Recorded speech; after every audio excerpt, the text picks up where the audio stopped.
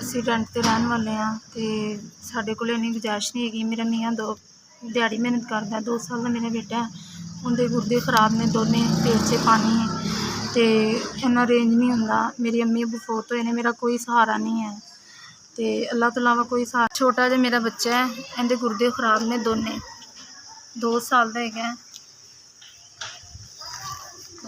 ਇਹ ਮੇਰੇ ਬੇਟੇ ਦਾ ਅਸੀਂ ਬੜੀ ਮੁਸ਼ਕਿਲ ਨਾਲ ਇਲਾਜ ਕਰਵਾ ਰਹੇ ਹਾਂ ਅਤੇ ਅਸੀਂ ਰੈਂਟ 'ਤੇ ਰਹਿਣ ਵਾਲੇ ਹਾਂ। ਸਾਡਾ ਘਰ ਉਹਨਾਂ ਨੇ ਸਾਡਾ ਸਮਾਨ ਚੁਕਾਤਾ ਹੈ, ਸਾਡੇ ਕੋਲ ਬੜੀ ਮੁਸ਼ਕਿਲ ਰੈਂਟ ਵੀ ਨਹੀਂ ਦਿੱਤਾ ਜਾ ਰਿਹਾ ਅਤੇ ਅਸੀਂ ਇਹਦਾ ਇਲਾਜ ਕਰਵਾ ਰਹੇ ਹਾਂ।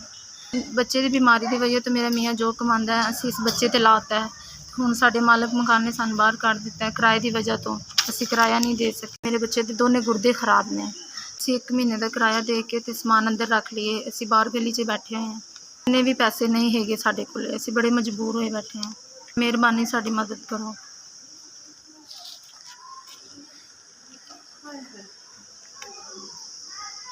1000 ਰੁਪਇਆ 1 ਮਹੀਨੇ ਦਾ ਕਿਰਾਇਆ ਅਤੇ 2 ਮਹੀਨਿਆਂ ਦਾ ਕਿਰਾਇਆ ਅਸੀਂ ਉਹਨਾਂ ਨੂੰ ਨਹੀਂ ਦਿੱਤਾ ਅਤੇ ਉਹਨਾਂ ਨੇ ਸਾਡਾ ਸਮਾਨ ਬਾਹਰ ਕੱਢ ਦਿੱਤਾ ਹੈ। ਜੇ ਅਗਰ ਅਸੀਂ ਹੁਣੇ 11,000 ਰੁਪਇਆ ਦੇ ਦੇਵਾਂਗੇ ਸਾਡਾ ਸਮਾਨ ਅੰਦਰ ਰੱਖਿਆ ਜਾ ਸਕਦਾ ਹੈ। ਤੁਹਾਡੀ ਮਿਹਰਬਾਨੀ, ਸਾਡੀ ਹੈਲਪ ਕਰੋ।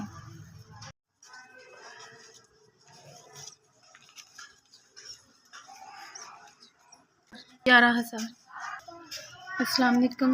बहुत बहुत शुक्रिया भाई। अल्लाह पाक तुहानू तंदुरुस्ती दे, अल्लाह तुहानू इस तो भी ज़्यादा देवे। साड़ी मुश्किल आसान, साड़ी मुश्किल वक्त च काम आए जी।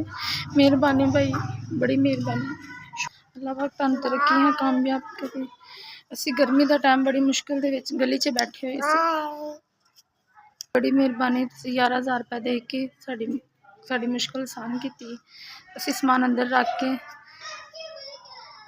दुआ करांगे। अल्लाह पाक तुहानू खुश रखे, कामयाब रखे। अल्लाह तुहानू तंदुरुस्ती देवे, सेहत देवे। तुसीं साडी 11,000 की मदद की।